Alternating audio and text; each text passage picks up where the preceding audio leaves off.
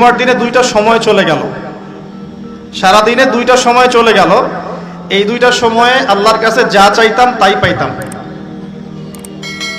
এটা কি জানেন? জুমার দিনে দুইটা সময় থাকে।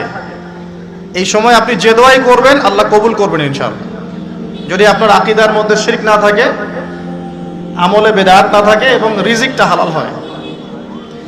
সময়টা হচ্ছে জুমার খুতবা, খতিব যে খুতবা দেওয়ার পরে নামাজ পড়ান না, খুতবার পরে নামাজ পড়ান। খুতবা শুরু হওয়া থেকে নামাজ শেষ হওয়ার এই যে মধ্যবর্তী সময়, এই সময় দোয়া কবুল হয়। আজকে আমরা কয়জন দোয়া করেছি? ইমাম সাহেবরা, খতিব সাহেবরা দোয়া করেছেন খুতবায়। জনগণ আমরা আরবি সম্পর্কে এতটাই অজ্ঞ যে যখন ইমাম দোয়া করেন ওইটা যে দোয়া, এই দোয়ার সাথে আমিন বলতে হবে এটাও আমাদের জানা থাকে না।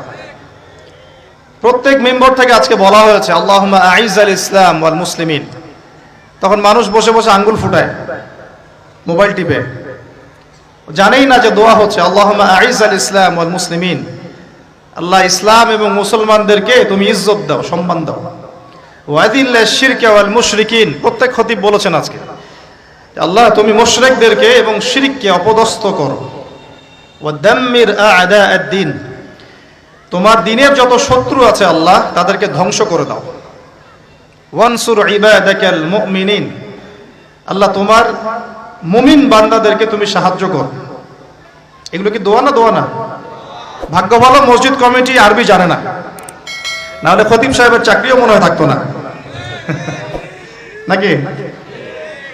ঠিক, আল্লাহ মাফ করুক আমাদেরকে। আমি যেটা বলতে চাচ্ছিলাম যে আমরা আরবি সম্পর্কে এতটাই দুর্বল এখন এই জেনারেশন, জুমার দিনের দোয়ার ওয়াক্তে আমরা আমিন পর্যন্ত বলি না।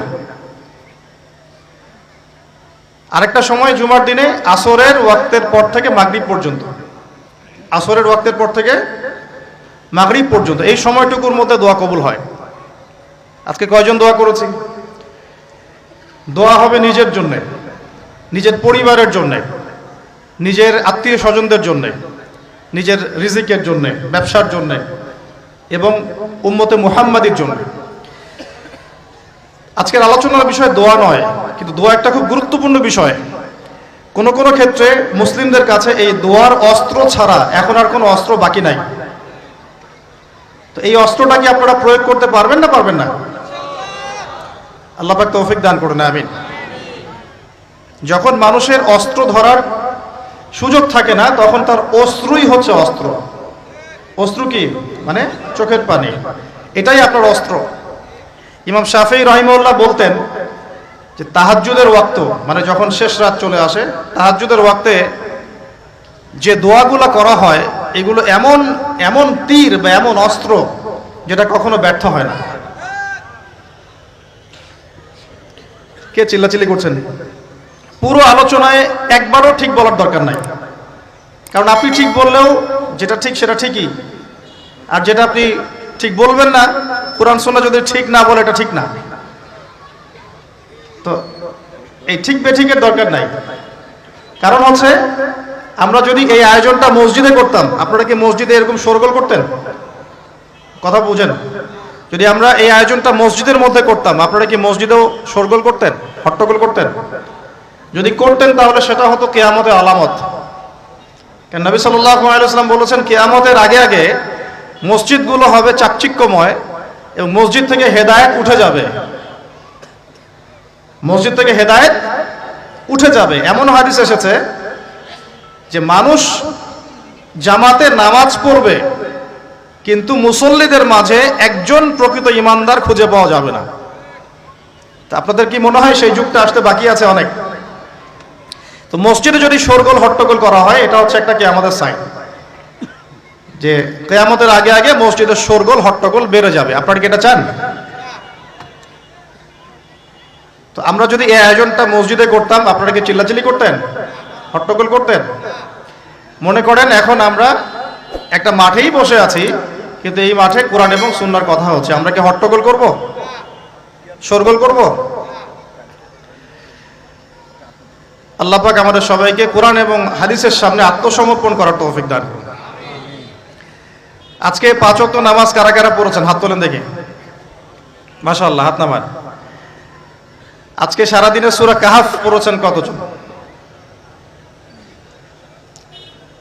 ঠিক আছে, অনেস্টির সাথেই বলেন। মাশাআল্লাহ। জুমার দিনে সূরা কাহাফ তিলাওয়াত করতে হয়, এটা কি আপনাদেরকে কেউ বলেছে না বলে নাই? এটা কি জানা আছে না জানা নাই? জানা আছে? আচ্ছা, কেন প্রত্যেক জুমায় সূরা কাহাফ তিলাওয়াত করতে হবে, কেন? নবী সাল্লাল্লাহু আলাইহি ওয়াসাল্লাম বলেছেন, একটু মনোযোগের সাথে শুনতে হবে আর মনোযোগটা ধরে রাখার চেষ্টা করেন। 1 ঘন্টা 1.5 ঘন্টার ব্যাপার। আর আমি জানি এটা এমন যুগ যে যুগে মানুষ 10 মিনিট মনোযোগ ধরে রাখতে পারে না। এর কারণ কি জানেন? এর কারণ হচ্ছে স্মার্টফোন। এর কারণ কি? যে যত বেশি স্মার্টফোনে এডিক্টেড, তার মনোযোগ ধরে রাখার ক্ষমতা তত কম। আমরা এখন মনোযোগ ধরে রাখতে পারি না, এটা একটা অন্যতম কারণ। তো প্রত্যেক জুমায় নবী সাল্লাল্লাহু আলাইহি ওয়াসাল্লাম সূরাতুল কাহাফ তেলাওয়াত করতে আমাদেরকে উৎসাহিত করছেন। এর পিছনের কারণ হচ্ছে নবী সাল্লাল্লাহু আলাইহি ওয়াসাল্লাম বলেছেন, সূরাতুল কাহাফ যে ব্যক্তি জুমার দিন তেলাওয়াত করবে, এক জুমা থেকে আরেক জুমা পর্যন্ত তার যে জীবন, এই যে হায়াতটা, আল্লাহ পাক এটাকে নূর বা আলো দিয়ে ভরে দিবেন। আলোর কেন দরকার হয়? আলোর দরকার হয় কেন? অন্ধকার থেকে নিজেকে বাঁচানো বা অন্ধকারে পথ দেখা, পথ খুঁজে পাওয়া, এই জন্য তো আলোর প্রয়োজন হয় নাকি?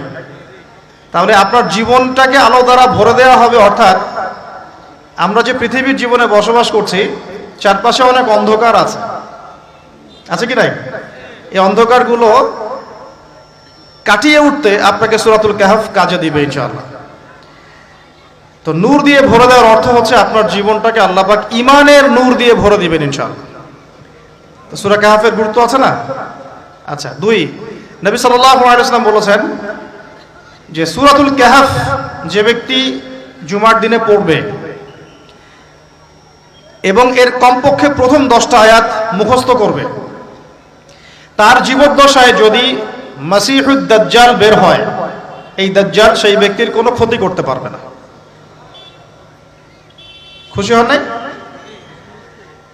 একটু বুঝাই আপনাকে যে এই পৃথিবীতে এখন যতগুলো সমস্যা আছে বা যতগুলো ফিতনা আছে, এগুলোকে যদি একত্রিত করি তবুও দাজ্জালের সমান হবে না। নবী সাল্লাল্লাহু আলাইহি ওয়াসাল্লাম বলেছেন, পৃথিবীতে আদম আলাইহিস সালামকে সৃষ্টি করার পর থেকে কিয়ামত পর্যন্ত মাসিহুদ দাজ্জালের মতো ভয়ঙ্কর কোনো ফিতনা আসে নাই, আসবেও না। আল্লাহর এমন কোনো নবী নেই যেই নবী তার কওমকে দাজ্জাল সম্পর্কে সতর্ক করেন নাই। এমনকি নূহ আলাইহিস সালাম পর্যন্ত তার কওমকে দাজ্জাল সম্পর্কে সতর্ক করেছেন। আর আমি মুহাম্মদ সাল্লাল্লাহু আলাইহি ওয়াসাল্লাম তোমাদেরকে একটা বাক্য বেশি বলছি যা অন্য নবীগণ বলেন নাই, সেটা হলো মাসিহুদ দাজ্জাল এক চোখে অন্ধ হবে, তোমাদের রব আল্লাহ তিনি অন্ধ নন। যে ব্যক্তি জুমার দিনে সূরা কাহাফ তেলাওয়াত করবে এবং সূরা কাহাফের প্রথম 10টা আয়াত কমপক্ষে মুখস্থ করে রাখবে, এর হক আদায় করবে, তার জীবদ্দশায় যদি দাজ্জাল বের হয়, দাজ্জাল তার কোনো ক্ষতি করতে পারবে না। পৃথিবীতে যত ফিতনা আর ফাসাদ এখন দেখছেন, শিরকের ফিতনা, বেহায়াপনা, বেপর্দা, রিবা বা সুদ, মাদক, দুর্নীতি, জুলুম, নির্যাতন, চুরি, ডাকাতি, যত কিছু, সবকিছুকে একত্রিত করলেও দাজ্জালের সমান হবে না। তাহলে আমরা কি এই ফিতনাগুলো থেকে বেঁচে থাকতে পারছি? আপনি কি পর্নোগ্রাফির ফিতনা থেকে মুক্ত? আপনি কি ইন্টারনেট জগতের এই নোংরামি ফিতনাগুলো থেকে মুক্ত? আমি কি মুক্ত? আমি নিজেও মুক্ত না। আপনার সামনে ভালো সাজারও আমার কোনো দরকার নাই। আমরা যারা ইন্টারনেটে ঢুকেছি একবার দুইবারও জীবনে, কখনো তারা কেউই চোখের পাপ থেকে বাঁচতে পারে নাই। তার ভালো সাজার তো প্রয়োজন নাই, আল্লাহর কাছে ইস্তেগফার করার দরকার, আল্লাহ মাফ করে দেন। তা আমরা কি এই যুগে ইন্টারনেটের এই নোংরামি বেহায়াপনাগুলো থেকে মুক্ত থাকতে পারছি? না। আমরা কি এই যুগের সুদভিত্তিক অর্থনীতি থেকে মুক্ত থাকতে পারছি? আমাদের যুব সমাজ কি এই যে টিকটক বলেন, পাবজি বলেন, ফ্রি ফায়ার বলেন, মাদক বলেন, কিশোর গ্যাং বলেন, এগুলোর ফিতনা থেকে তারা কি মুক্ত? আমাদের মেয়েরা কি ফেমিনিস্ট রেভলিউশনের ফিতনা থেকে মুক্ত? আমাদের মেয়েরা কি বেপরদামির ফিতনা থেকে মুক্ত? যুবক যুবতীরা কি হারাম অ্যাফেয়ার্সের ফিতনা থেকে মুক্ত? পরিবারগুলো কি পারিবারিক কলহ থেকে মুক্ত? আমাদের সন্তানরা কি ফিতনা থেকে মুক্ত? আমাদের প্রত্যেকটা খাবার কি বিশুদ্ধ, পরিশুদ্ধ না করাপ্টেড? আমাদের বিশ্বের পুরো পলিটিক্যাল সিস্টেমটা কি আল্লাহ পাকের আইন দ্বারা চলছে? আমাদের পুরো মুসলিম উম্মার প্রত্যেকটা জাতি আজকে কি কুফফারদের নির্যাতনের ফিতনা থেকে মুক্ত? তো আমরা যদি এই ফিতনাগুলো থেকে মুক্ত হতে না পারি, কিভাবে দাজ্জালের ফিতনা থেকে আমরা বাঁচতে পারি? আমি কি বুঝাতে পারছি দাজ্জালের ফিতনা কত বড়?